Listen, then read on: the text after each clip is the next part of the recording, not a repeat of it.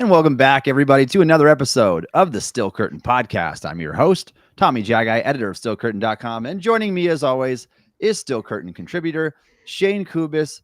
Shayne, we've got a lot to talk about today as free agency is getting ready to start. The NFL Combine is just wrapped up. And news is dropping today. So I want to start with that. And we didn't have time to go over any of this because it's all this literally happened in the last few hours here. But let's talk about some of the things happening around the NFL today. And then we're going to get to our combine winners and losers, what to take away from that, and even give some way too early draft predictions for the Steelers. Of course. We're also going to give our free agency primer, talk about how much salary cap space the Steelers have, what they can do with it, who can be brought back, and our dream wish list for the Steelers. But before we do that, Shayne, let's talk about what's happening around the league today. The Jacksonville Jaguars have released Christian Kirk, wide receiver. I know he was a player who was on a lot of fans' radar last year, particularly around the trade deadline.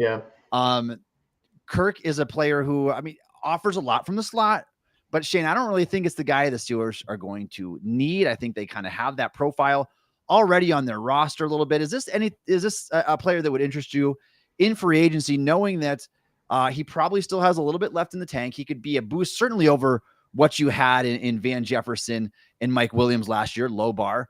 But because they kind of have some overlap here with slot receivers, now you're getting Roman Wilson back this year.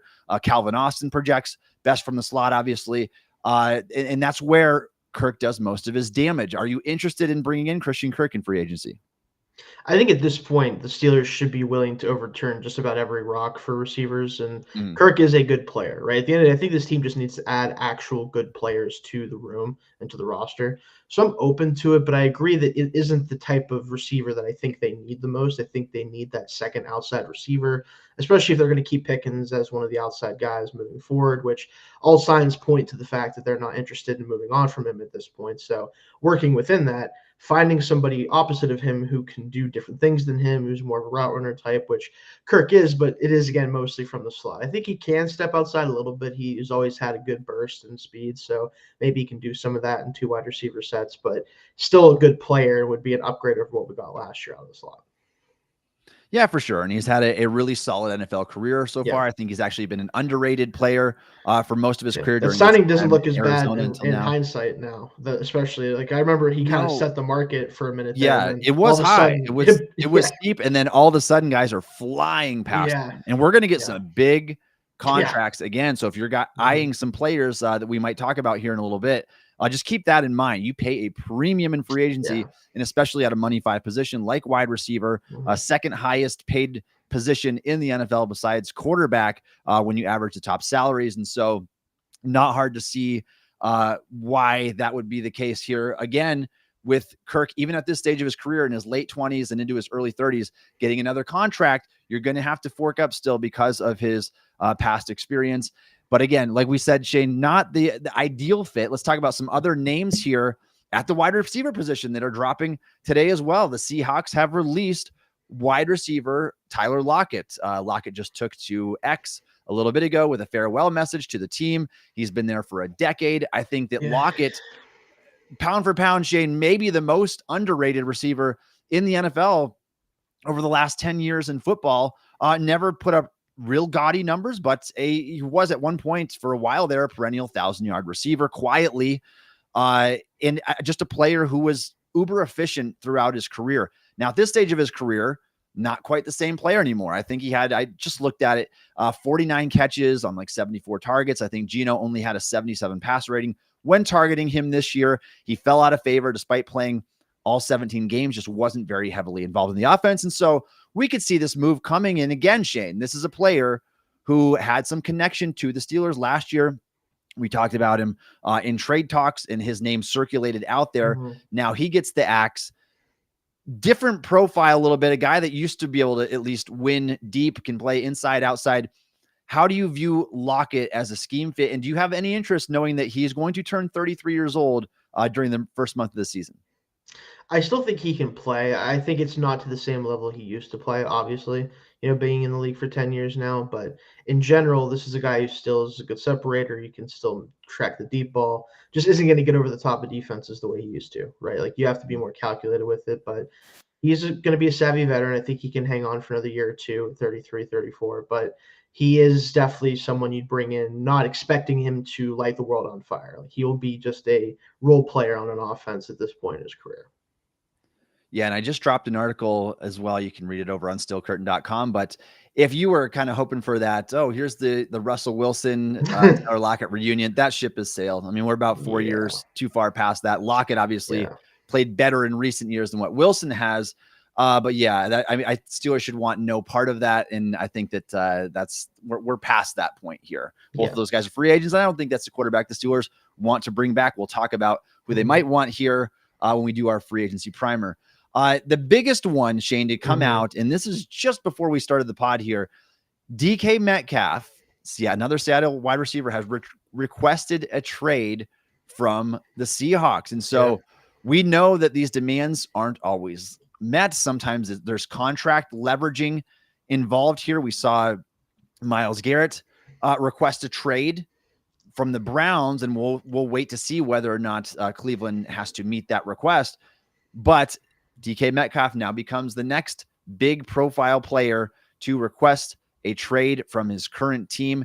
Do you think this is something that gets done, Shayne, ultimately? And do you think the Steelers will be suitors for a trade? I think it does get done. I think the fact that the Seahawks are even entertaining it tells me that they are interested in getting this done if he isn't interested in being part of the future of the team. And it does raise the question, honestly, too, on top of this, not to add to the already huge amount of news coming out today, but what does this mean for the future of Geno Smith? Because if you're cutting Tyler Lockett, if you're trading DK Metcalf, Jackson Smith-Njigba is a great player. He's not a number one receiver, at least not traditionally. Maybe he can be the de facto one in the way that Amon St. Brown is for the Lions or something like that. But what do they do offensively? Like, do they try to blow it up a little bit? Do they kind of look towards the draft for a future quarterback maybe later in the draft? Like, that is something I'm curious if it's going to start popping up more, because it is a little bit weird to stick with the 35-year-old or however old he is now quarterback when you're kind of gutting the roster in a lot of ways, especially offensively. So, but I do think the Steelers will have interest here, but I think that other teams that are even more wide receiver desperate, like the Patriots, maybe a team even like the Titans, right? They're trying to upgrade that offense for whoever the quarterback might be, whether it's the first overall pick or something else. They're going to have interest in a player like that, and they might be willing to spend more than the Steelers are willing to spend on him. Yeah, Shayne, in the case of the Steelers, it would be a little bit odd to have two of the same types of players who are best winning down the sideline, go balls, put your foot in the ground, come back and get it. There'll be so overlap there. Now you can't have too many good receivers, obviously. No, but he would play essentially that same role as what George Pickens has in this offense. And so if the Steelers did have interest in trading for Metcalf, it make you wonder if maybe Pickens would be a guy on the way out. Would they keep both of them? Is there enough to go around with players in that same role? So I think it's interesting, to say the least. It's interesting in terms of being for Seattle fans, why they would do this, unless, like you said, Shayne, they are blowing up the roster. You've got an old quarterback. It doesn't make sense. If you're not trying to give it another shot right now, as like a 10-win football team last year, if you're trying to give it another shot to crack the playoffs and make something happen, and if you're not, you either need to be all in or all out. So we'll see what ultimately ends up happening here. I don't know how much interest the Steelers will have. I know the asking price will be a lot. I mean, you're looking at high draft compensation, and you must turn around and pay him a sizable contract. Will Steelers be a team that's willing to stomach what I like to call the double gut punch there in terms of draft capital and finances? I don't know if they would be when they have a player that fits a similar profile, unless like I said, they're willing to move on from Pickens and maybe restore some of that draft compensation that's had in the trade here. We'll move on for now. Let's talk about the Bengals and Sam Hubbard. Sam Hubbard has retired after a long career with the Bengals. He's only 28 years old still, but was drafted by Cincinnati, a player the Steelers obviously are very familiar with, played against him twice a year, a good NFL career overall. So not earth-shattering news here, but it is a little bit surprising to see him retire after talks of him getting traded or released. And then immediately right after, I think it was Ari Mirov that said that Hubbard was getting released, Hubbard then released his retirement announcement. So I just found that interesting. Yeah, he is not old by NFL player standards, at least in terms of a guy who's played at the level he's played at in the past, but he has taken definitely a fall in recent years in terms of performance. So I do think it makes sense that he was a cut candidate and that he probably decided, well, I don't maybe want to play anywhere but the Bengals. I haven't really played well last 2 years, especially. Maybe it's time just to hang it up. Yeah, I think it might be as simple as that. I don't know what his market would have been. And sometimes it just happens to players. I mean, Stephon Tuitt played his final snaps in Pittsburgh at 27 years old. He maybe just didn't feel like he had it in him anymore. Injuries. Kind of wanted to hang it up. Injuries have added up. And like you said, these last 2 seasons have not been the Sam Hubbard that we knew earlier in his career. So he is done. And moving on, Shayne, the Bears, I mean, they threw the biggest curveball of all. Over the past 2 days, they traded for guard Jonah Jackson. They traded for Joe Thuney, who played guard and tackle for the Chiefs last year, two-time coming off of 2 straight first-team All-Pro appearances. They're really got aggressive to revamp their offensive line. And I recently posted my full first-round NFL mock draft post-combine edition. I had the Bears going with offensive lineman Tyler Booker to fill one of those guard spots. Now, Shayne, I would do that over again. And I think I'm going to slot Ashton Jeanty to the Bears with that pick, who is ironically who I had the Steelers taking at pick 21, because the way that the board fell, and I tried to be as realistic as possible, the Steelers, I think, would have had a chance potentially at Jeanty prior to that point. Other teams will prioritize bigger needs and more valuable positions. But now that the Bears have filled those roster holes, maybe Jeanty can go there, and that would wipe him off the map as a potential pick for the Steelers. It's very interesting because I saw that you took Booker in your mock. Now, I will say he was one of the guys that was asked to also do some center stuff with the combine, so maybe that's a potential for him. Now, he'd be a big, strong center, but he is really good in pass protection. He's a rock there, so maybe that fits. But in general, them going after Jonah Jackson had a rough year last year, but he prior to that was a very much a solid starting guard. And then Joe Thuney, who has been one of the best guards in football for quite some time. It's just a huge move for the Bears because Ben Johnson clearly wants to recreate the magic he had with the Lions in terms of that offensive line, just overpowering teams and just being the kind of focal point of the offense. They're on a good start if this is who their offensive line is going to be. Yeah, and it's worth mentioning that Jonah Jackson had success with Ben Johnson in the past. They have a history there. So at the very least, it could throw a curveball very early in the NFL draft process, obviously. But if you were one of those fans hoping that for an Ashton Jeanty slide down, I mean, Jeanty, honestly, is probably going to be the 3rd best player in the draft when you don't factor in the value of position. And maybe there was a chance he gets there before. I just don't see it now, like with the Raiders potentially. And then if he can get past the Bears, I don't know. I'm still torn about how I feel about that. I had so many conversations with you know that I'm against first round running back philosophy in general, but there comes a sweet spot at some point where if he's been the best player on your board for like 15 picks and you're on the clock, you can get behind it, I think, at some point. Shayne, I want to finish our new segment here by talking about Dane Brugler's mock draft. And again, ironically, this was before the Bears moves, by the way. So this was a day old now. It just happened. It happened yesterday morning, but so much has happened since then, particularly in Chicago. So I'd be interested to see what Dane would have to say after this. But for what it's worth, Dane has Shedeur Sanders, Colorado quarterback, falling all the way to the Pittsburgh Steelers with the 21st pick in the draft. Now, Shayne, again, for what it's worth, I've read the comments from Matthew Berry so far. Some people were not pleased with the way that Sanders interviewed.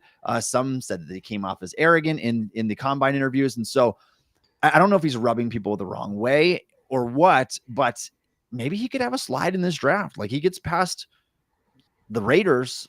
I mean, there's potential that he could move down. Now, I did hear that Cleveland likes both quarterbacks, Cam Ward and Shedeur. They'd be willing to take one or the other.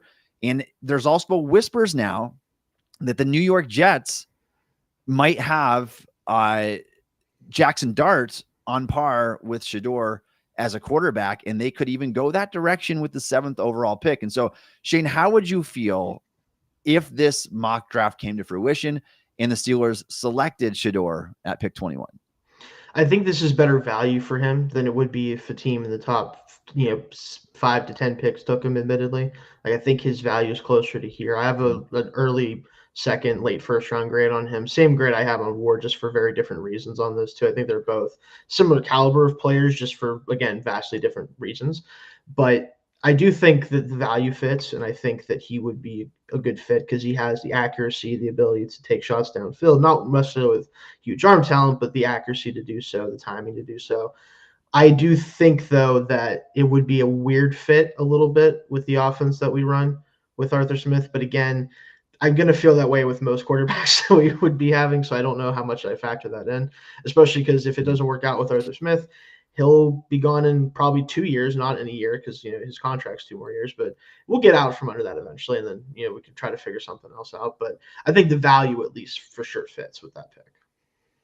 Yeah, I think that lines up a lot better. But then you have to ask the question: if you believe that he is a franchise quarterback, then you should be doing everything in your power to like trade up for that guy instead of letting him fall into your lap. I feel like when quarterbacks fall into the 20s, we typically don't see those good results. It's just what the evidence suggests. And there's probably a reason for the slide. Now, I've still got to watch even more tape than what I have. I've got a 1-2 grade on Shedeur right now. Doesn't check all the boxes in terms of size, tools, traits that you want, but did play behind a really bad offensive line, still put up impressive numbers. And so that would be an interesting pick, to say the least. And for what it's worth, let me see if I still have that pulled up here. Yeah. So some of the names going directly after Shedeur, Matthew Golden, the Texas wide receiver who ran the 4.29 at the combine, goes to the Chargers right after that. And then Derek Harmon are back, successive picks right after the Steelers, 2 guys the Steelers could very well be interested in. And I would be very curious, Shayne, to see what they would do in this situation if Shedeur was there. Are they going to do enough homework on these quarterbacks, or are they kind of out already? They're going to draft like a day 2 or 3 guy and then kick the can down the road again. I'm not sure how, but I think the breadcrumbs will probably lead us to that conclusion by the time we get to the NFL draft here. Yeah, for sure. For sure. All right. If you guys are joining us here in the live chat and you've got any questions for us, please drop them in. We would love to get that conversation going here. And as you do that, Shayne and I, we're going to start our NFL Combine wrap up, who the Steelers could be targeting. And I want to start, Shayne, with the winners and losers from Indianapolis. There were a lot of really impressive athletes, like mind-boggling athletes at the combine this year, some in which the Steelers will be interested in, others they probably won't be. Nick Amuari was one of them, the safety who could jolt himself up into like the middle of the first round now after testing a perfect 10.0 on the RAS scale, the relative athletic score, one of the best athletes we've seen at the safety position. I would be floored if the Steelers went that direction because they don't really have a big need there. Shamar Stewart was another one who tested as a perfect 10 relative athletic score. Big guy, ran fast, super explosive. Probably both players are gone before the Steelers are on the clock, and I don't think there would have been probably enough interest on their part based on their positional needs. But let's kind of keep it Steelers-centric, Shayne, with some of the performances, and let's go like Madden style here. Let's go down through the positions. We'll start with quarterback and skill positions here. Quarterbacks, almost no testing, right? Like Tyler Shuck did the running and nobody else really did. That's becoming commonplace for quarters. I would have liked this. I was just curious. I would have loved to seen what Jalen Milroe would have run had he participated. And then reportedly there are some teams that view him as a running back. I know people are going to hate to listen to that, but when you have small hands and you're wildly sporadic with your accuracy, you're going to get those conversion comps sometimes. So in terms of throwing performances, I thought Milroe was a little bit all over the place. Will Howard might have been the worst. Yeah, which I did not expect to be the case, but I mean, I don't know how much stock to really put into that. I mean, it is combine throw. I mean, you're throwing in shorts with guys you're not used to throwing to, but I do think that would have been a stage when you don't have elite arm talent, and when you have played a long time in college, you would think that he would perform better. Than missed a lot of open throws, and so take it for what it's worth. Take it with a grain of salt, if you will. It's not the say all end all. He'll have a chance to improve on that, obviously, at his Senior Bowl performance, his pro day performance. Some of the other names that were throwing, I didn't think there was anything spectacular, Shayne. I thought Jackson Dart did a fair job He was obviously the name highlighted most of all because Cam Ward and Shedeur Sanders elected not to participate in the combine performances. So was there anything else that stood out to you in terms of this quarterback group? Was it pretty underwhelming overall? Yeah, not in particular. I mean, I think all the quarterbacks either were just good or in the case of a couple of guys were a little sporadic, like we talked about. But then nothing really truly stood out. I thought Ewers, to his credit, had a good day, admittedly. But I will say I'm not as much of a fan of him still as much as if you watched our show on Monday with Josh, his show, Josh Yorsh, he has Ewers as his third quarterback in this class, which, love you, Josh, but I can't quite get to that point with you. But he looked pretty good. Just, again, like nothing really, though, stands out. It's hard to at the combine with a quarterback, especially if you're not testing at all. So. Well, it does make you wonder too, like how much that oblique injury affected Ewers this past season, because which is fair. He did have a good year prior to that. So I mean, take that for what it is. What we know is that he's coming off of a pretty underwhelming performance, and he missed a lot of deep passes over the past couple of seasons. But yeah, nothing earth shattering in terms of quarterback performances, and obviously very few that actually did any testing at all. And so I do think with Tyler Shuck, in the case of him, you can see some of those, the arm talent traits pop out a little bit there. Good when it comes back to that conversation, like you were Justin Herbert's backup. You had one good year out of 6 in college. And so I don't think there's going to be a lot of teams really high on him. It's kind of worth a dart throw there, if you will, if you're just looking at a traits-based prospect. Moving on to the running backs, though, Shayne, a much stronger group at the combine. In fact, this might be, and I'd probably have to go back to like since 2018 at least, the best running back group that I've graded before, because there are so many strong prospects. In my mind, it includes an elite prospect in Ashton Jeanty. It includes a probably a true first round prospect, honestly, in Omarion Hampton, a bunch of 1-2 graded guys in the mix there as well. Let's go down and through the winners and losers here. Maybe the biggest overall winner, Shayne, is a guy that we've talked about, I think, on this podcast before, is Bashal Tutin out of Virginia Tech. When you come in here and you are heavier than Jahmyr Gibbs, you run faster than Jahmyr Gibbs, and you test more explosive than Jahmyr Gibbs, and you're already known as an explosive play runner, home run threat, you're going to draw some attention. And he certainly did that with his performance at the combine. Ran 4.32. I think he had like a 42-inch vertical, 11-foot broad. Like he was jumping out of this building, and you can see that when you put on the tape. He can wide zone run. He can go east and west, and then just shoot up field, and nobody can touch him for the next 60 yards. And he creates space. So I thought he had a really good performance. Omarion Hampton tested every bit as well as you'd want a big running back to at the combine. Travion Henderson ran fast. Quinshon Judkins, I mean, tested out of this world. Like a 99 percentile athlete. And I don't know if a lot of people would have guessed that based on his film. But Shayne, do you agree that those were kind of the standouts there? And who else would you throw, if anybody, into that group of winners? Yeah, I definitely agree. I mean, these guys were running. I mean, for real, especially the 40, which again, you don't want to put too much stock in that and all the testing numbers. You want to pay attention to the film, but like, especially for a guy like Tutin, I'll start with him, right? We know what kind of player he is. Like, this doesn't change my evaluation of him. It doesn't change anything about him, but it just reinforces like this dude is a special athlete at the running back position. Yeah. Especially a linear athlete, a guy who gets downhill, and then once he's downhill, good luck catching him type of guy, which, hey, if there's anything the Steelers have been missing on offense, it's explosive runs. I think when I was doing a mock and I had him as one of our later picks, I talked about how he had significantly more explosive runs than we did as a team all of last year, in more games than he played and more carries. Like, granted, it's college, but again, that's the type of player I think the Steelers should be focusing on, especially if they're going to add a running back in this class, if they're not going to add a true bell cow type of guy, right?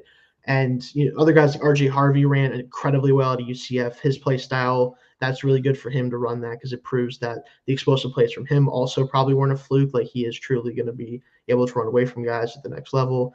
And just get everyone pretty much – there's very few guys that tested poorly. Like, there's guys who maybe wanted to see test a little bit better, like an Ollie Gordon, which was kind of – he wasn't going to run well, right? Like, he wasn't going to look explosive. Caleb Johnson maybe too. But even then, he's a build-up speed guy. He's not this explosive starter. He's kind of more like a Henry type, where he's going to take some time to get going. So everyone kind of showed out in their own different way, I think.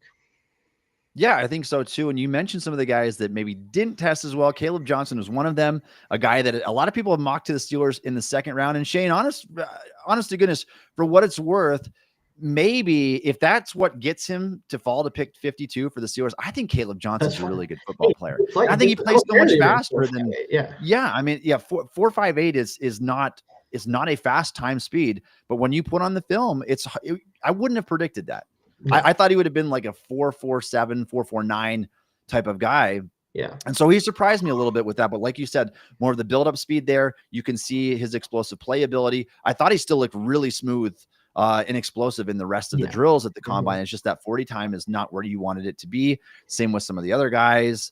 Devin Neal, some of these guys that you didn't expect to be fast. I expected them that, right? Like Devin Neal especially. Like I feel bad even calling him a loser or anything like that, because I knew he's a 4.6 guy, or at least close to that. But with the way he plays, I don't care. Like that's not why you draft him, right? Like if you're drafting Devin Neal to run away from guys, then you aren't watching Devin Neal tape, and that's okay. Like if that's what you want, then you're not going to want him. But that's what I'm kind of getting at with these guys. Like some of the testing is technically disappointing, but only because they aren't as fast as the other guys, even though you knew they weren't, right? It just reinforces what you knew about the guy. So, yeah, for sure. And I think though, and I feel bad for a guy like Neal. You come into this class of just loaded top to bottom. And so in a different year, maybe he goes a round or so higher than what he's probably ultimately going to end up being this year. And Shayne, I've never said this before about a running back class, but I would go as far to say that if the fifth running back on my board is available to the Steelers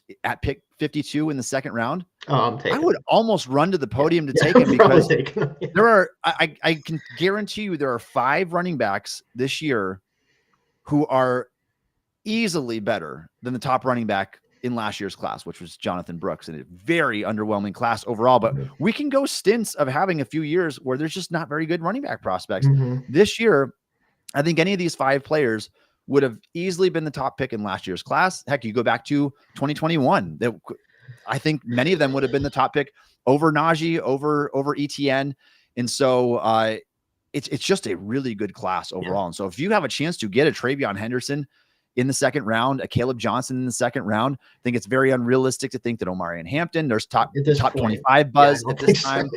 Judkins, maybe even the same way now. Like you test that good and you're that young and you've been that productive for 3 years in college. Like, I don't know if he's going to be there, but maybe not. If they have their pick of those guys, I would be really tempted to go that direction. And then the next best of that group, like if you miss out on those 5 guys, you get a super explosive runner. If you can get like a Byshell Tootin in the third round ish, I don't think he makes it any longer than that because of how explosive he tested. But that would be enticing as well. I don't want to spend too much time on one position here, but let's go. This is good group. They're going to draft a running back, at least a running back in this class. And I would draft 2. I'll just throw that out there. Not necessarily just the Steelers, but if I'm a team in this class and you don't have running backs on the roster that you think are going to be part of the team for the next 2, 3, 4 years, I'm probably drafting 2 guys in this class. Like there are guys down the board that we didn't even talk about that are probably going to be contributors in the NFL that no one's going to really bat an eye at if they end up as main contributors to a backfield. So I would be looking at drafting 2 if I was a team that needed to reset their backfield.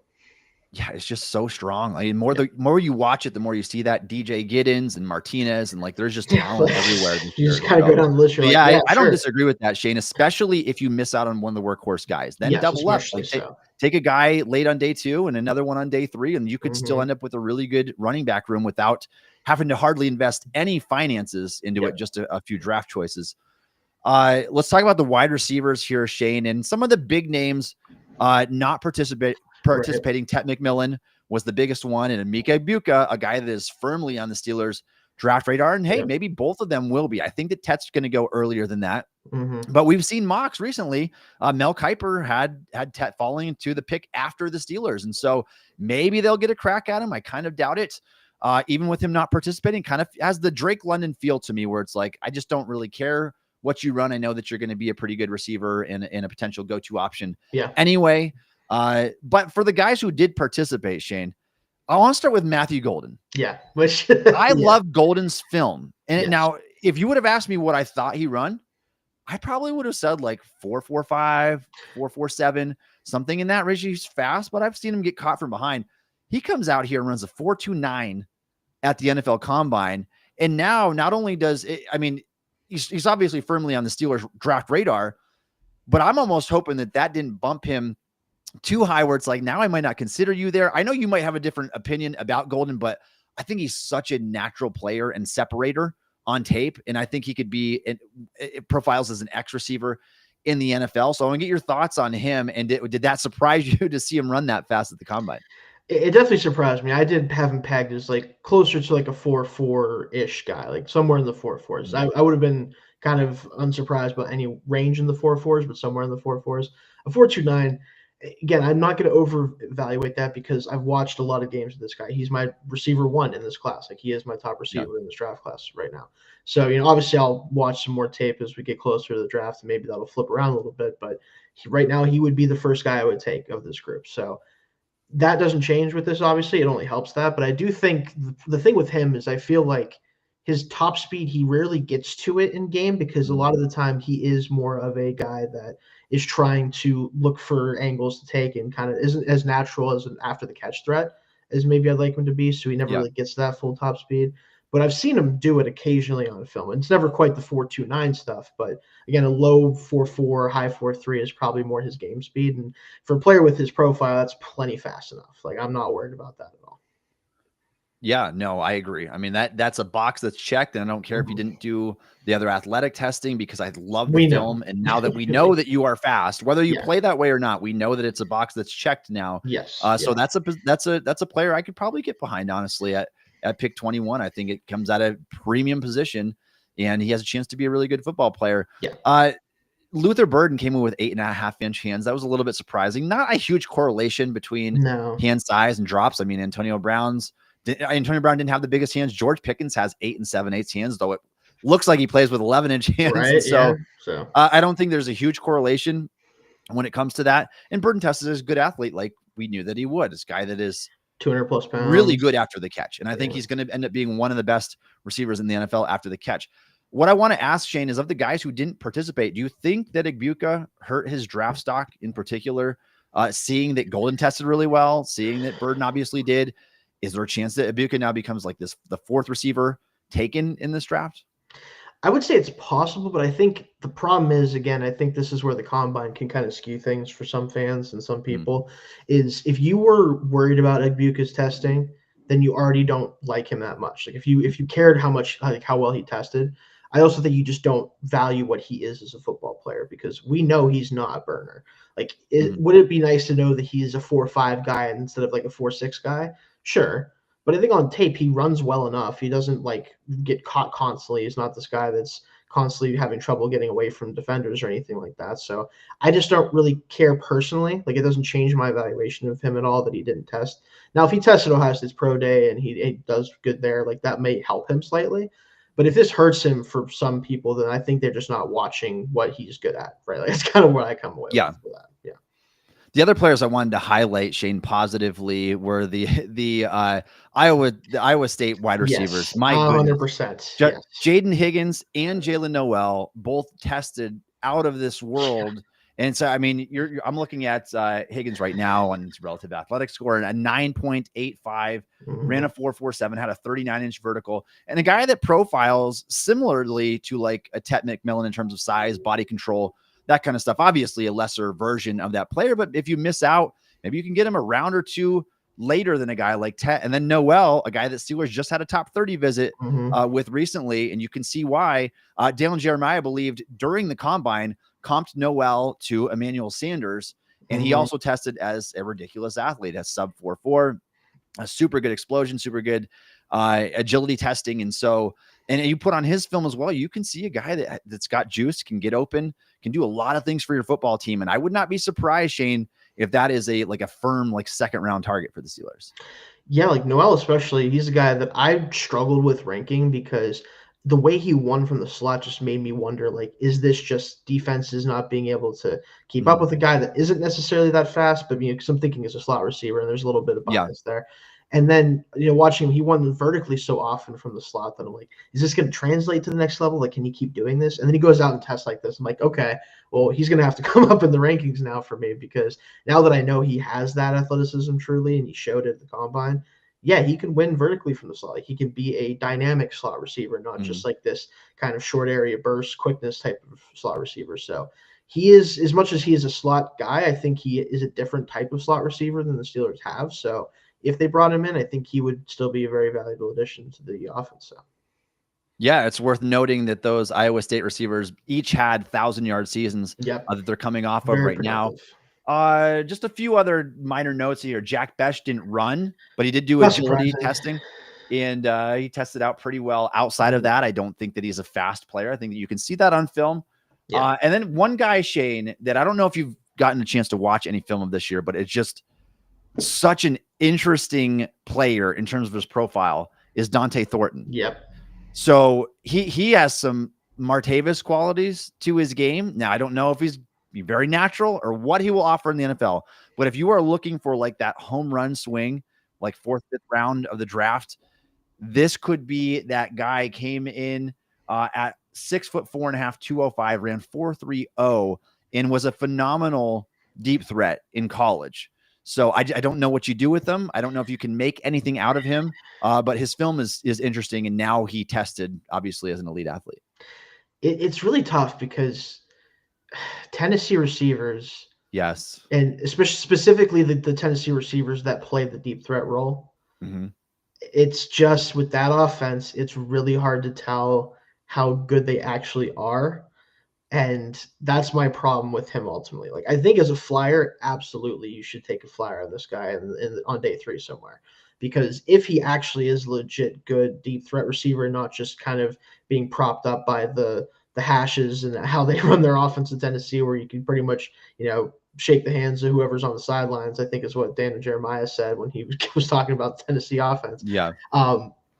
If you can get something out of him besides that type of role, then I think it's worth it, because again, you don't see athletes like this very often. You just don't. And I think on the field, he looks like this type of athlete. So definitely worth a flyer.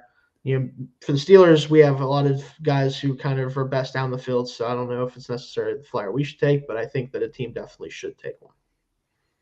Yeah, it's interesting. And I don't want to be a helmet scouter either, but it does seem like those Tennessee receivers have a hard time adjusting at times. And he could be part of that group as well. Moving on to the tight ends here, Shayne. The 2 best tight ends didn't test, and so I'm not going to spend much time on it. Tyler Warren, Colston Loveland, both didn't test here. Pretty underwhelming group outside of that, because Arroyo didn't test. Did Mason Taylor run? He did not test, I don't think. No, he didn't test either. So yeah, that's right. It's the top 4. Like they just didn't test. 3 of the top, the 4 of the top 5 tight ends didn't test. So not a lot to note there. There's not a huge need in terms of, we're keeping this Steelers centric. Not a huge need there. Harold Fannin didn't run in particularly fast, which is not surprising. Honestly, watching him, he's a weird player. Yeah, he's a weird player. He is. He kind of has like that Harrison Bryant feel coming out, where it's like you're a smaller school guy, but you had really good production, but you're not a good athlete, and maybe an Isaiah Likely comp, something like that. That's what I've been comping him to, by the way. Yeah, because Likely didn't run well either, and it's because I think they are a little faster on the field than the 40 times suggest, but it's more important that they are about getting open in creative ways, being awesome after the catch, being really hard to tackle, good blockers on the I think those 2 are very similar, and I think. Yeah. If you draft Fannin in like the 3rd round or so, I think he can return value. Now, as a 2nd round, anywhere in that range that I think a lot of people want him to be going in, that's where you start to get, questions about whether he can be your actual true number 1 tight end. I don't know if that's the case. So. Yeah. No, I agree. Moving on to the offensive line here, Shayne, and it's worth mentioning there was a report from Tony Pauline that came out that from what he was hearing at the NFL Combine, he said it sounded like the Steelers could go with an offensive lineman or a defensive lineman in the 1st round. Defensive lineman, we all totally understand why. Cam Hayward's going to be 36 years old. You don't have anything to build around outside of Benton. Offensive line, though, Shayne, the Steelers have spent a lot of resources there in the last 2 years alone. 2 first-round picks, a second-round pick, a fourth-round pick, Isaac Seumalo in free agency. They've got investments there. I'd be a little bit surprised if they went that direction, but there are some good offensive linemen in this class. Unfortunately, my favorite of the group, Armand Membu, will not be there for the Pittsburgh Steelers after testing phenomenally. He's going to probably wind up going inside the top 5 of the draft now, if I had to guess. There's just teams that need tackles, and he fits the bill there. Calvin Banks had a pretty good combine overall. Will Campbell, Tess is a really good athlete. We know his arm length now, 32 and 5/8. That is not long when you've got a 6'6" profile. Don't know what you do with him there, if he's going to be forced to take like the Peter Skoronski route where you got to kick inside, or if you're going to be able to stay out as like as a tackle that doesn't have the length that you would prefer to, obviously. Anybody else, Shayne, that you want to highlight from the offensive line group? I know it's not the biggest priority probably for the Steelers purposes, or maybe it is. Anybody else from that group? I do think it's real quick, because you mentioned the report that, defensive or offensive line could be the move. I do think it's more of a consideration than I think we've given credit to, because it doesn't seem like they want to bring back James Daniels, which I disagree with, especially the way he played to start the year. I would much rather bring him back and maybe move on from Siamalu, let McCormick and him be the guards. But you have to consider, too, if we don't bring him back, Siamalu is not exactly young. McCormick, as much as he had flashes, we have to see if he's going to be able to be a full-time starter moving forward in his career, as much as I like him. If there's a player at 21 that has fallen that you think is one of the best players in the class and is an offensive lineman, particularly one that can play interior offensive lineman, or at least profiles as one, it might be the right pick. Like it might be, because this offensive line is in a good spot, I think, right now in terms of who they want to play, the positions where they're going to play, but it could be upgraded. But there's another guy that I wanted to mention here, not necessarily for the Steelers, although I think he could play guard because I think he has enough size to do it. Jared Wilson out of Georgia, the center. Yeah. He tested like an unbelievable athlete. And he looks at it, admittedly, like his play style is that kind of wide zone type of scheme and just that zone running game. I do think he would be a good fit for the Steelers. It's just that unless he can play guard a little bit, it wouldn't really make sense, obviously, with Zach Frazier now on the team. Yeah. But he certainly had himself a day as well, so I got to shout him out. Yeah, Wilson absolutely did. You don't see that conversion often where you go from center to guard. You see it a lot the other way around, or even tackle to center. But yeah, it is interesting to note for sure. And for what it's worth, Shayne, I did hear the Steelers would have been interested in Trey Smith had he hit the market. I think almost every team should be interested in Trey Smith. Yeah, and why not? Still. But now, okay, so what we know about Omar Khan and Andy Weidl these last couple of years, they tried to sign Orlando Brown Jr. in free agency. They, from what I heard, they would have been interested in signing Trey Smith. They would have tried to at least match the offers that were out there. That shows me that they're not satisfied with the offensive line in its current state right now. And whether they invested resources or not. And it's hard not to go back to like Weidl's history with the Eagles. And even after they had drafted Jordan Mailata, they already had Lane Johnson. They took Andre Dillard in the first round. It didn't work out, but they kept swinging on the offensive line until you got it the way that you wanted it. And they know how important, I think both of those guys understand how important the trenches are to building the foundation of the roster. And so we can't rule that out as a possibility. If a Calvin Banks falls to the Steelers, a guy that can play tackle, that can kick inside and play guard, I think he's got a good profile for that. So if something like that happens, I think we have to at least leave it up for chance there.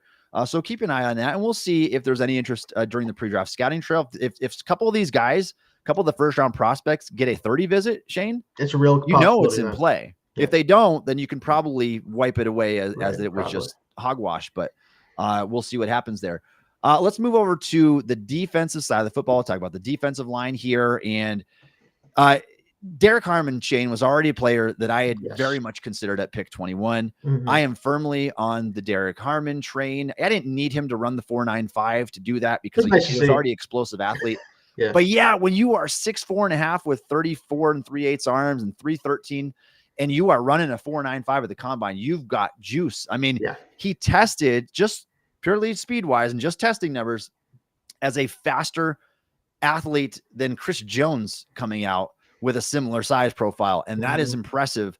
So anytime you can do that, you're a young guy, you've strung together 2 consecutive impressive college seasons where he graded out well 2 years in a row. He shows that juice on film.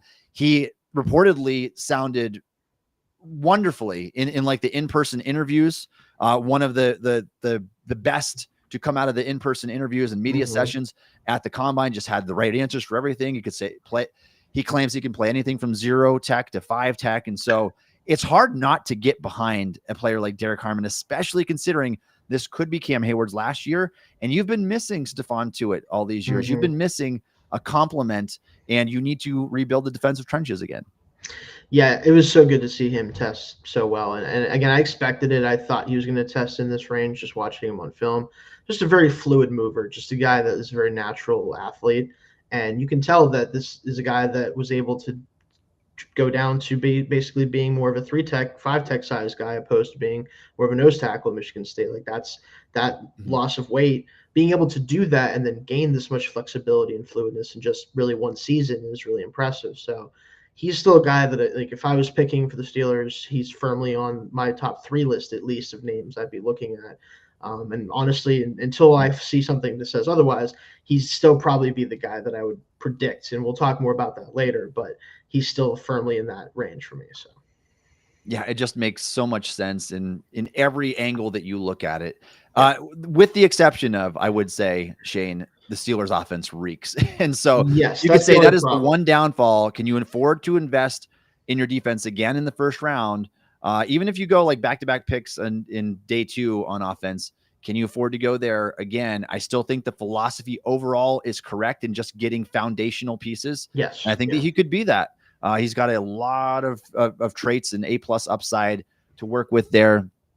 We did not get to see Kenneth Grant run. He was dealing with some hamstring tightness. Yeah. So I would have liked to see how the 340-pounder would have looked going through drills, but he's an athlete for sure. Yeah. Anyone else you want to highlight from the defensive line here? Yeah, so down the board, especially some guys did some really good stuff. I think that CJ West out of Indiana had a monster performance for his size profile, 6'1", 316, ran same as Harmon, 4.95. Jumped really well in the vertical, 33 inches for a guy that's 316 is really, really impressive. Like, he is an interesting guy because I got to watch him kind of late in the interior defensive line group I was looking at, and he fills his role really well. Like, and the fact that a little bit of athleticism is in there that maybe you don't expect to see from a guy that size is really nice. Like, he could be a really good day 3 target for a team like the Steelers, honestly, that needs more beef in the trenches. So. Yeah, absolutely. I know Darius Alexander is another one that some are going to talk about too. He's big. Tested pretty well overall. I still think there's a little bit of like hip stiffness there with him. Yeah, a little bit. He's an interesting player, Toledo guy, and I think that that could be someone firmly on their radar. We know how they like that conference as well. So I would expect him to even potentially be a top 30 visit. We'll see what happens there. Let's move on. I'm going to breeze over linebackers. There were some really good testers here as well. I think not a position. Campbell is just I mean, there's some really good players overall, but for time purposes here, and just so we can get through everything, let's go to cornerback, Shayne, which is one that is going to be on Steelers' radar for sure. Now, obviously, barring what they do in free agency, if they go out and sign 2 high-profile veterans, a slot corner and a boundary corner, whatever, they'll bump that way down the list. Yeah. But as of now, when we do this before free agency, you would have to think that that's something they could address. I would say early as the second round. I still think that it's a stretch to address them in the first round, unless maybe they really like a Will Johnson. He slides in the draft. I've got my reserves about him coming in with just over 30-inch arms and not knowing how fast he is, the injury stuff, the tackling. But I still think he's a ball hawking corner overall. They could be interested in. Didn't test here, obviously. Darian Porter. I mean, I got to start with Darian Porter. When you are a 6'3", almost 200-pound cornerback, you run 4.30, and you have the size profile of another Porter that we're familiar with, Joey Porter. He is a phenomenal athlete, but I just don't know what to do with this guy. He's 24 years old already. Didn't play that many snaps in college, but he does have special teams value as well. Blocked a kick and a punt last year. And so is that profile intrigue you at all, taking those big swings on the athletic guys?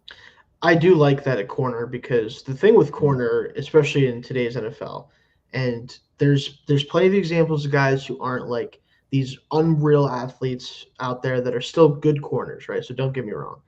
But if you aren't a really, really good athlete at corner in the NFL, you probably don't have Pro Bowl or All-Pro ceiling. Like, you just probably don't. Unless you are a spectacular technician and have enough speed to kind of hang with guys, but isn't super fast. Like, you need to be a great athlete, and Porter certainly is that. Now, there's going to be questions about his age, how long he's been in college, why he didn't play until now. I think a lot of those questions can be answered by his just how he kind of came to be, where he was, wide receiver for a long time, as a special teamer, then he transitioned to defense, and he's still learning. So a lot of that can be kind of excused away. But they just don't make guys like this much. Like, that's the thing with him. There just ain't many of them like this. And that's something you have to factor in when you're talking about how early he could go, despite some of the red flags on his profile. Yeah, definitely some red flags there. But to get a cornerback with that size profile who tested as a 99.9 percentile athlete on the raw score is pretty interesting. Maxwell Harrison tested really well. Another cornerback.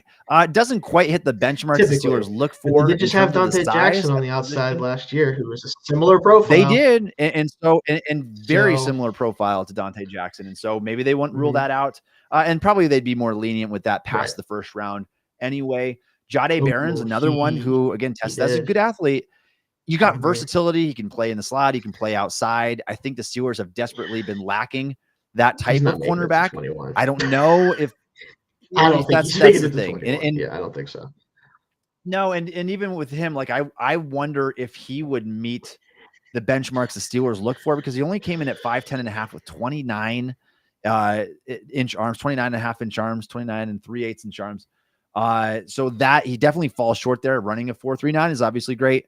But he's a 23-year-old. Do you play him inside, outside? Last year he played outside. He's a really good football player. I just don't know if he checks enough of those boxes that Con and Wilder would be looking for at the position. Any other names you want to highlight from that group?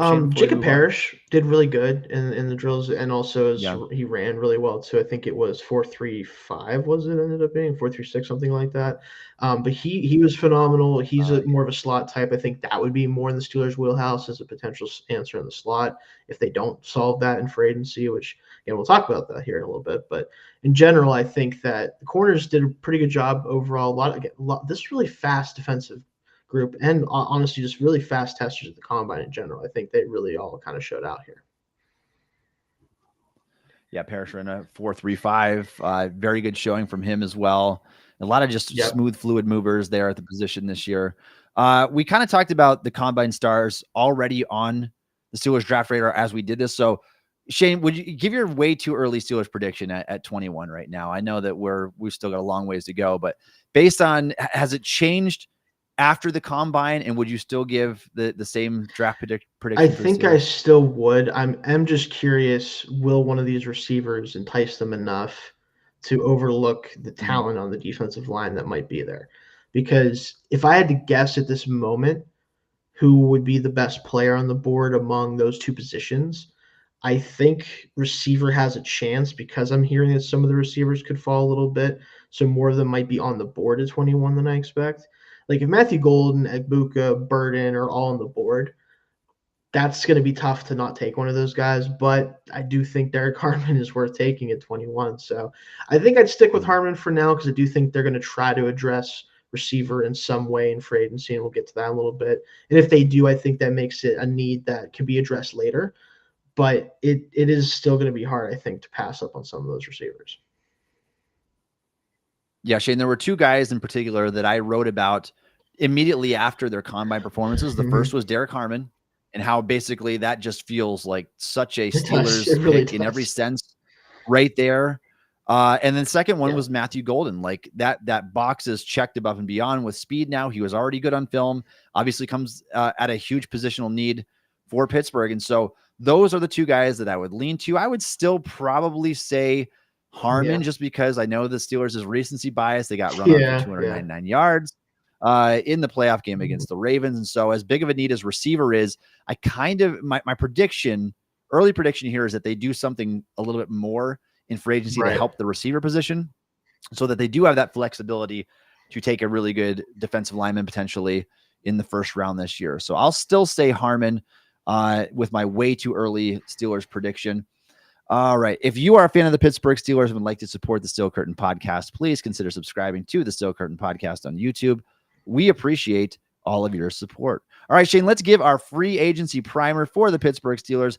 How will they spend their cap space this year? And they've got a lot to work with. Right now, they are effectively 7th in the NFL in total salary cap space at roughly $60 million. That's a lot to work with, Shayne.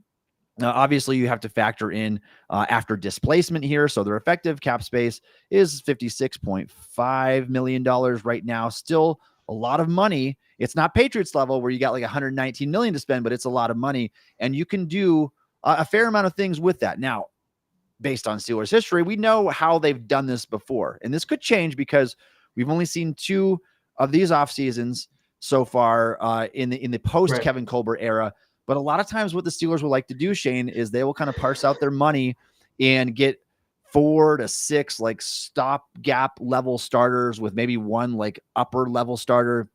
It's kind of what they did last year again with Patrick Queen being that upper level starter. At least they thought they were getting. My philosophy would be different. I know that I've shared this with you before, but I would go big or go home. I would spend huge on like 2 really good free agents, and I'd fill the rest of my roster in with veteran minimum contract type players, because I think it's better to have the X factors, the game changer types, than it is to be kind of underwhelmed with your spending and get guys that don't really live up to their billing. And so that would be my overall philosophy, Shayne. Would you have the same approach if you're the Steelers this year, or would you keep doing things the way they've been doing? I think I'm more similar to what you would want to do, where I do want to make a big swing or 2 of some kind, whether that's a trade and signing situation, whether it's a true free agent signing, something along those lines. I think is something that they are going to want to do and what they should do. But I am kind of curious to see if that's really in the cards for them. They have more cap space than they've had in a long time.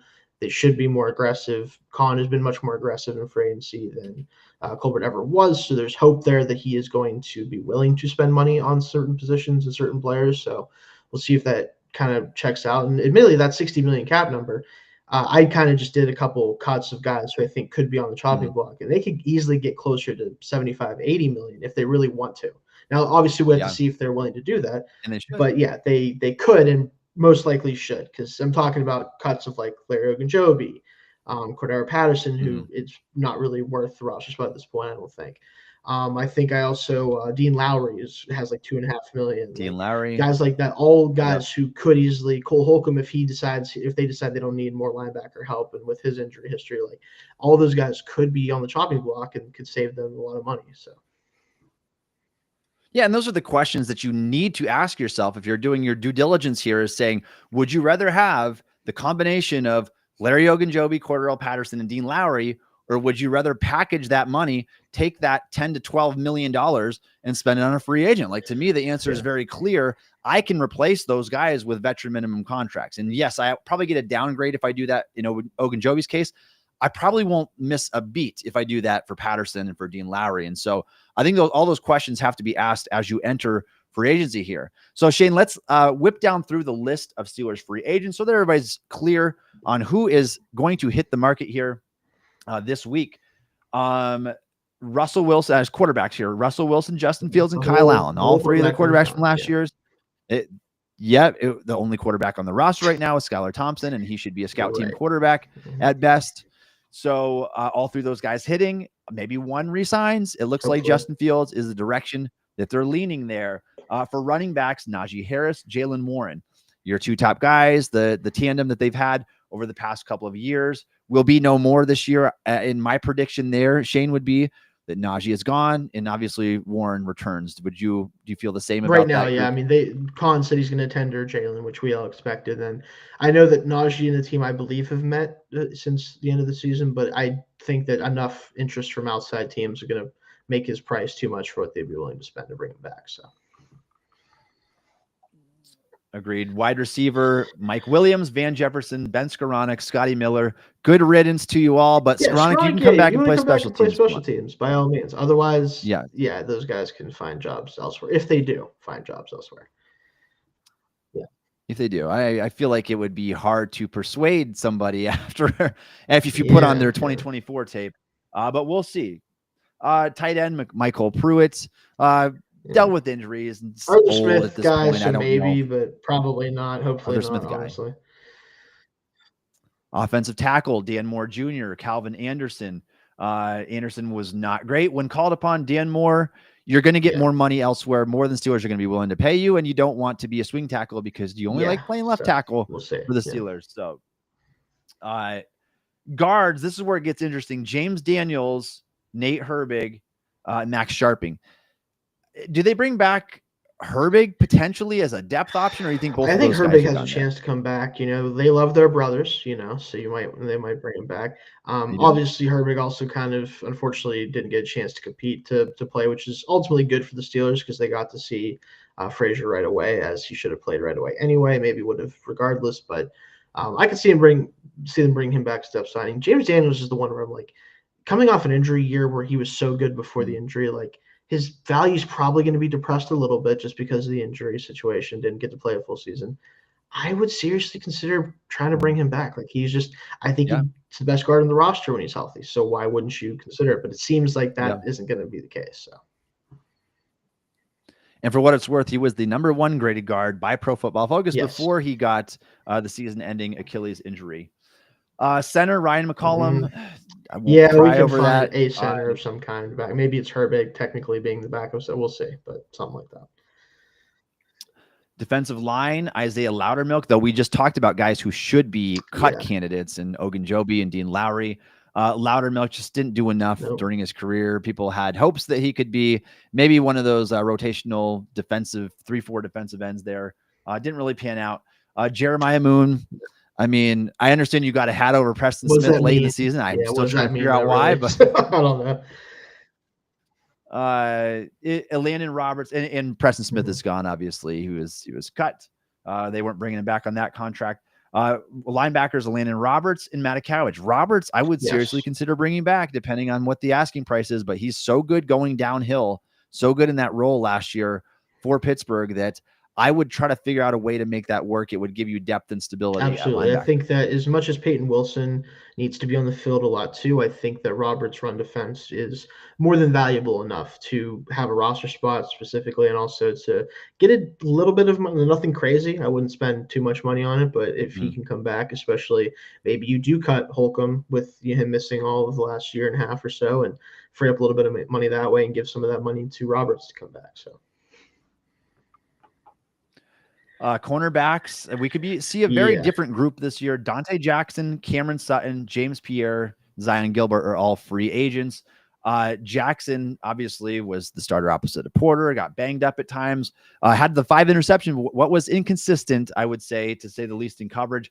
Cam Sutton is just toast, and I think it was just a bad decision from the beginning. But Dante Jackson, do you think there's any level of interest to bring him back? Probably some small amount, but it's just not. I don't think he can play at this point. The 5 interceptions, great. Yeah. He's basically less washed Levi Wallace to me, and I know that for people who know about Levi Wallace and his interceptions, that meant nothing most of the time for the Steelers. Not saying that Jackson didn't have some good moments, but I don't care how many interceptions you had if you can't actually cover players half the time, and that's kind of what I felt about Jackson this year. So. Agreed. And DeMonte KZ, the lone safety, hitting the market this year, just doesn't have a lot of juice left. Yeah. I mean, he had his time. So with that being said, Shayne, we talked about the salary cap space. We talked about all the free agents hitting the market for the Steelers this year. What are their biggest positional needs? How would you prioritize this in terms of looking at it from a free agent perspective? And even, Shayne, I think it's important to look ahead to the draft and say, all right, who might we really like early in the draft, and how can we because you still want to use the draft to build the foundation of your roster typically, and you want to use free agency to fill in so that you don't enter the draft with glaring issues and you have to pigeonhole yourself into doing something. So having prefaced with that, where would you look to for the Steelers in free agency in terms of their biggest holes that they would want to fill? You start with receiver and corner, those 2 positions, because receiver obviously is just kind of a mess outside of Pickens, especially including Pickens some weeks as well, which is kind of the issue as well with that. So I think that's kind of the #1 priority in terms of adding talent to that room. Now, whether or not they spend the most of that position is going to be dependent on who actually ultimately hits the market, who is interested in joining the team. Because a lot of the top guys, I don't necessarily know if they're going to have interest in the Steelers, especially Devontae Adams now that he's been released. I'm hearing that the West Coast is kind of where he wants to be, which can't get much farther away than Pittsburgh. So Not sure if he's in the cards necessarily. Chris Godwin would be a really good addition, but I kind of feel like he either ends up with like a legit contender or the Bucks, going back to them. Like, so there's receivers there, so you can add to that room. I think corner is where the biggest contract could potentially come, at least in terms of money per year. You look at Charvarius Ward as an option. I think that'd be a really good fit. Byron Murphy's out there as well, guys like that. That's where I think the biggest contract could potentially come from with the Steelers. Yeah, I agree. I think that the Steelers are going to try to. You can't go into the draft the way that you are at receiver. I think you have to get something there. This is not the best year, I wouldn't say, to double up at the wide receiver position, unless the talent falls in a way that I probably don't expect it to. It's just not a super deep wide receiver class. There are players that I like, but the depth does take a hit at some point. Not to say that that is totally out of the question, but I think you need to at least cover your bases at wide receiver. I think you need to do the same for defensive line, particularly if you cut Larry Ogunjobi before free agency begins, which we'll find out if they do or not. You've got to at least get something to replace him. You need something stopgap there. And then cornerback is the other big one. I do think that I agree, Shane. I think that that's probably where they spend the bulk of their money this year, just knowing like how things are going to probably unfold in the draft and corners. Like you can get one, if you can get one that's already an established veteran that you don't have to take your lumps with, I think that they would view that high on their priority list. And then obviously quarterback, like this team needs a quarterback. It sounds like Justin Fields though is going to be the guy, and that they're going to spend a bit of their free agent budget there to make sure that he's the one that comes back. I'd almost be surprised at this point, Shane, if it's anybody besides Justin Fields that they would go after. Do you feel the same way? In general, I do. I think I did mention quarterback just because I feel like the big swing is not coming at quarterback. And if the big swing's not coming at quarterback, then it's not really the biggest need for agency-wise then to me, because you kind of already know who your targets are going to be. Now, if they were to go after Sam Darnold, that changes things, because even though it's not going to be the potentially 45, 50 million it could have been if he continued to play the way he did all year and didn't have the blow up at the end of the year, it's still going to be the $30+ million range, which certainly constitutes a huge free agent signing at that point. So, but I do expect it to be Fields. If it isn't him, that's when stuff starts to get a little bit tricky, but I do expect it to be Fields ultimately. Yeah, I think so as well. And for what it's worth, they need more than just a starter too. Like you've got to fill out the entire room. So I would expect them to sign 2 quarterbacks in free agency, and then maybe draft one as well, which Omar kind of alluded to. I don't know when exactly, but I think that that's something that could be in the works here. Let's talk about some of the best players available at these positional needs. And so maybe let's start with wide receiver here. And Davante Adams is available. I know that ship may have sailed again. Hey, Shane, I got an idea. If you want a packaged deal, shaking his head at me. If you guys are listening to Spotify, he's shaking his head. No Aaron Rodgers, no Davante Adams. I think that we're past that now. But I mean, what happens though if you miss out on Justin Fields? I mean, you go after Sam Darnold, but like, would you rather have Aaron Rodgers and Davante Adams rather than bringing Russell Wilson? At this point, I don't even know, because it depends on how much it costs and like for how long, especially with Adams, because I think Adams can still absolutely play. I think he's still a very good receiver. But how much is he going to ask for? Because he is getting paid still because he got cut on that contract. How much does Aaron Rodgers want if he has to play with him, which I don't really think is the case. But I think we may have – that ship has maybe sailed too for them, where like – they don't have to be playing with each other, which we've already seen happen once when the Raiders traded for Davante Adams. So I think that might not happen anyway. But I just, again, like I don't want to deal with Aaron Rodgers. I simply don't.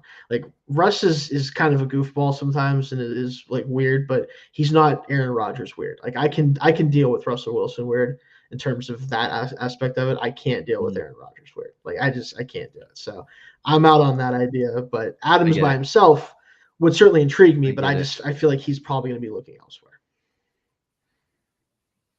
Oh yeah, no, I totally understand that thought process. If you could look at the top of the list in terms of wide receivers, Chris Godwin, Davante Adams, Amari Cooper, don't know if he has anything left in the tank. Stephon Diggs, which I heard could still get a respectable contract even in his 30s now. Hollywood Brown, Darius Slayton, Diami Brown. Oh my goodness. I'm not even going to read the next name on the list because there goes the depth. Mike Williams. So yeah, you're looking at one of those top guys, or you're not going to get a needle mover by any means. So do any of those names interest you, Shayne? And would you be willing, knowing that you have to pay a premium in free agency, would you be willing to stomach the contract of getting these guys down there? Probably most of them are past their prime, with maybe the exception of Chris Godwin, maybe has a couple good years left. Maybe Hollywood, Slayton. I think those three you just mentioned are the ones that I'd be focused on if I was the Steelers, because Godwin especially is the one that I think brings enough value left with, especially considering he's still 29. He's not quite over the hill in terms of age yet. He obviously coming off an injury, but if that clears, he's going to get $20 million plus a year. And I think he's worth it. Like, you look at what he was doing with the Bucs this year before he got hurt. Mike Evans is the receiver one there, but like Godwin is probably just as important realistically. So by the way, this isn't necessarily a Steelers thing, but two re-signings or like extensions I just saw.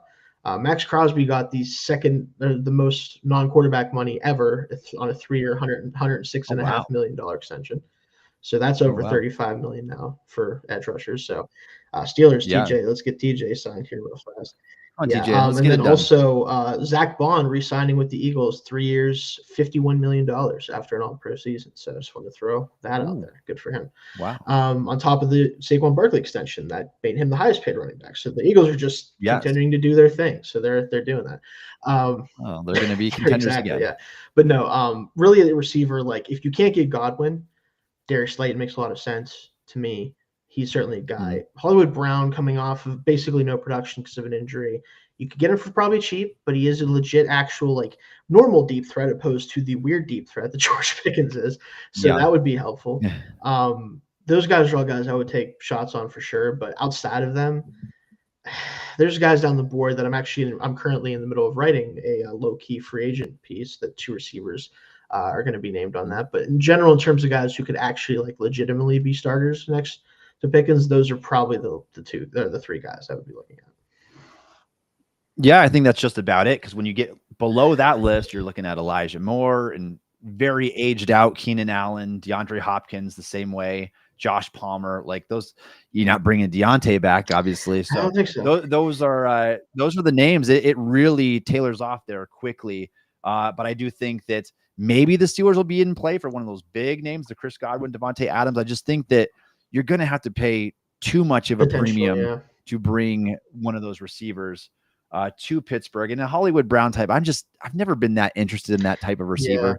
One was a kind of inconsistent, injury plagued, just not reliable play to play and game to game. I do have more interest in Darius Slayton. I think that would be maybe the best combination of where the fit meets the price tag potentially of what you would pay there. If we go to I'm not going to do running backs. I think they're going to draft a running back. I just think that's a waste of time, especially considering Aaron Jones and Najee are the top of the list of running backs that you could have this year. Let's skip over to the defensive line, because I think that this is a real possibility to spend a decent portion of the budget on the defensive line. I'm looking at NFL.com's list right now, top defensive linemen. Milton Williams, really good. He's young. He's in the prime of his career, but I don't think the Steelers are going to be willing to spend that much money on a defensive lineman. Would you be interested? Like, if it was up to you, Shayne, like, would you throw money at Williams if it ate up the majority of your free agent spending? He's a really good player. I feel like they need a different type of interior defender, frankly, if they're going to pay that much for one. It just, again, like, it's not that he isn't worth the contract he's going to get, because I think he can be. But I want Benton to be that type for this team, and I want them to make him be able to do that. And that won't help you do that by bringing in Williams. He's not going to be the point of attack guy. He's not going to be, the 2-gapper. So I probably wouldn't for the Steelers, but I think plenty of teams should. If you want that type and you don't want to have to pay as much, Draymond Jones just got released by the Seahawks.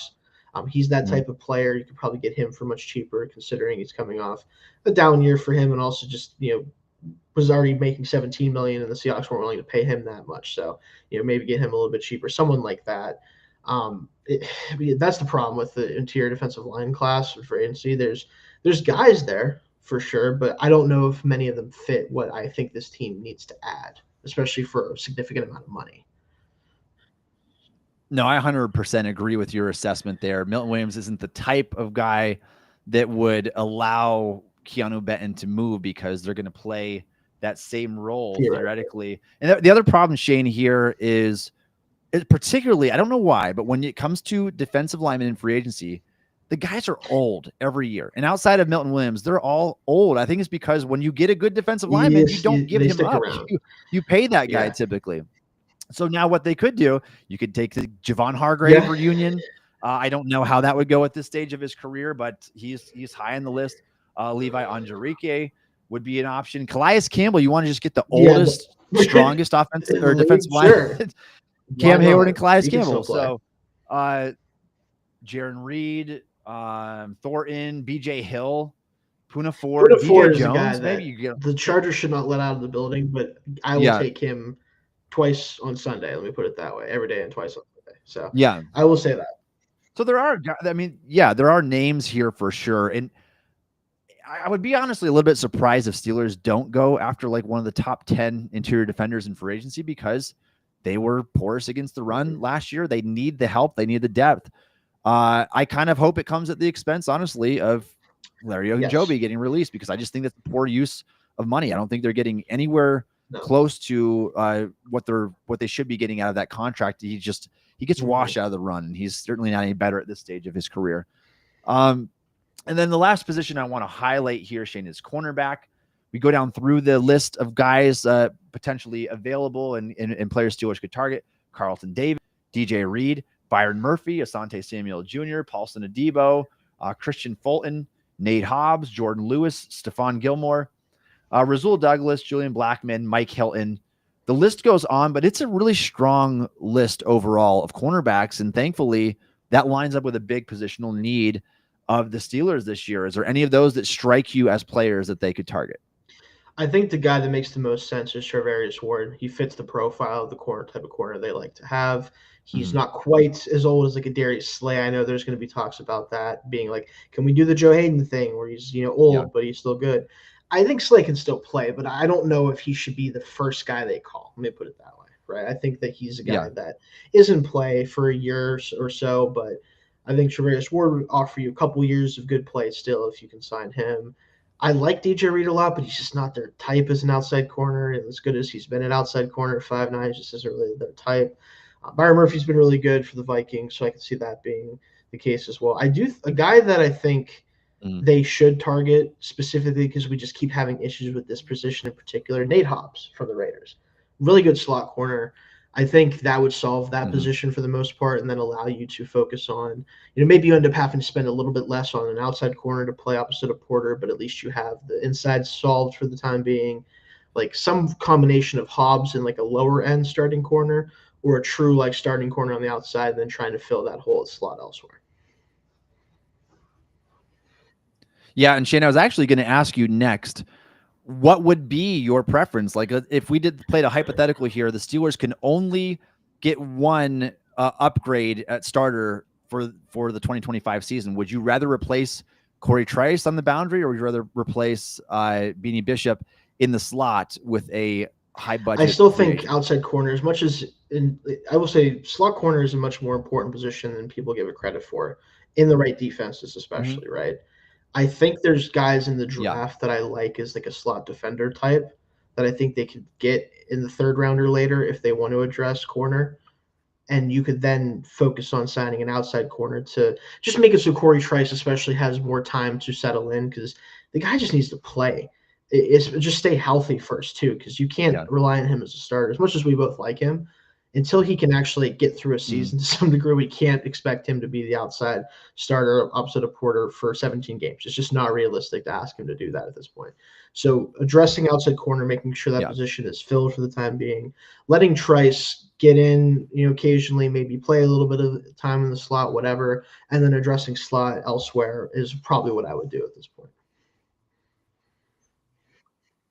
Yeah, no, I think that makes sense. Shayne, if we talk about a dream free agent wish list here, and maybe it's not so much of a list because they're not like a ton of enticing names, but would you give me just 1 to 3 names, maybe free agents that you would really hope the Steelers go after this offseason when the negotiation period opens up? I'll give you 2 guys at receiver and 2 guys at corner in particular, because the defensive line, there's definitely names there, but those are still, to me, the 2 most important positions to attack in free agency, because I think the defensive line depth in the class coming up is good enough that even if you don't take one in the first round, there's going to be guys all the way down the board that can help you, right? Like that can probably give you similar value to who you'd be getting in free agency. So a receiver, I think you have to start by seeing if you can get Godwin to be interested, because he's the best player on the board to me that is both still sort of possible and also young enough to give you a few years of true, like actual, production potentially. And Darius Slayton would be the second one. I do think he is the best combination of, skill set, how much he's going to be paid, still young enough. Those are the 2 guys I'd look at. And then at corner, Travarius Ward's my number 1. I think you have to see if you can get him away from the Niners, who he, unfortunately, because of family reasons, he isn't interested, I think, in staying in the state of California with what happened with his family and everything. So maybe he'll like the change of scenery. He'd be a really good fit opposite of Porter. And then again, if it's not an outside corner, I still think Nate Hobbs would be a really good fit as the slot corner there. So one of those 2, and then kind of make your decision from there how to attack either outside or inside. Shayne, I'm just going to put one name on this list because I'm not particularly fond of this free agent class. And so there are preferences where I hope they go. But the one guy that I would really go after hard, I think, in free agency is Byron Murphy. Another great option. Cornerback. Yeah. Because, yes, he can play inside. He can play outside. He can do both at a high level. He's been really good despite just having an average size and athletic profile. I think that he is everything that you should want and need at that position, because if things go south and you need to have a boundary guy, he can play that. If you need to have the upgrade in the slot, you can do that. He gives you the flexibility also in the draft that if you draft a cornerback on day 2, if you draft a slot guy, Murphy can play outside, and vice versa. If you draft a boundary guy, he can be your full-time slot cornerback and still play on the boundary. I really, really like what he offers. He's only 27 years old. I think he's still very much in the prime of his career. He's got most of his career still ahead of him. And so that would be the guy that I'd probably be most interested overall and hope that they can come away with this offseason. All right, Shayne, let's give, if you just want to, we'll kind of sign off today with just giving one free agency prediction. Like if there's one guy you feel very confident the Steelers are going to come away with this free agency period, who would that be? I think in terms of confidence of who they come away with, I'm kind of copying out a little bit, but one of the 3 highest paid corners in free agency this offseason. I think they're going to spend somewhere in the neighborhood of $15 million plus a year on some corner in free agency. I don't know who exactly it'll be.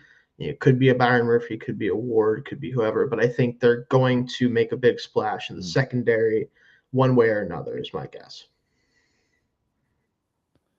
Okay, Shayne, I will, since you you led with that, I'm going to give 2, and I'll say 2 guys they go after are Darius Slayton, wide receiver from the Giants, because there were some talks, like a good scheme fit, and then Nate Hobbs, the cornerback, because I feel like that is a player the Steelers would really like to have. I think they showed their lack of confidence in Beanie Bishop late in the season last year. The fact that they played Cameron Sutton, who was clearly not a good football player anymore. I think they'd like to have more depth there. Not that they don't like Bishop, but they would like to have an upgrade at that position. Those are 2 that I think that they will go after and have some interest in.